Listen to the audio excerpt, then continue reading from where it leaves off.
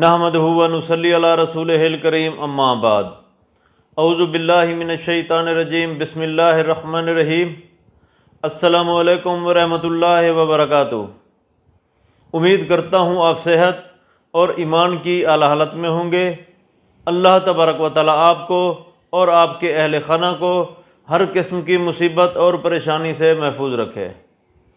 ہمارا آج کا موضوع ہے خواب میں کربلا دیکھنا، خواب میں سبیل دیکھنا، خواب میں عاشورہ کا دن دیکھنا، خواب میں حضرت امام حسن حضرت امام حسین رضی اللہ تعالی عنہ کو دیکھنا، یا خواب میں حضرت امام حسن اور حضرت امام حسین رضی اللہ تعالی عنہ سے بات کرنا وغیرہ۔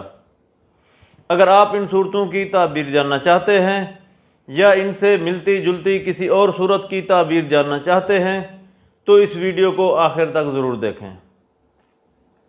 اور اگر آپ نے ابھی تک ہمارے یوٹیوب چینل خواب کی حقیقت کو سبسکرائب نہیں کیا تو پہلے سبسکرائب کر لیں تاکہ ہماری اگلی آنے والی ویڈیو آپ تک پہنچ سکے۔ علامہ ابن سیرین رحمۃ اللہ علیہ نے فرمایا ہے کہ اگر کوئی شخص خواب میں کربلا دیکھتا ہے تو یہ اس کے شہید ہونے کی نشانی ہے۔ خواب دیکھنے والا شخص شہادت کا رتبہ پائے گا۔ اگر کوئی شخص خواب میں عاشورہ کا دن دیکھتا ہے تو اس خواب کی تعبیر یہ ہے کہ خواب دیکھنے والے شخص کی مراد پوری ہوگی، نعمت اور مسرت پائے گا۔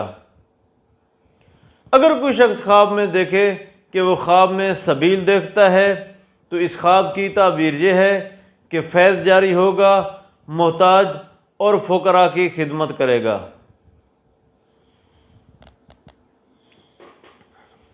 اگر کوئی شخص خواب میں امیر المومنین حضرت امام حسن اور حضرت امام حسین رضی اللہ تعالی عنہ کو دیکھتا ہے تو اس خواب کی تعبیر یہ ہے کہ خواب دیکھنے والا شخص خیر اور راحت پائے گا، آخرکار شہید کا درجہ ملے گا۔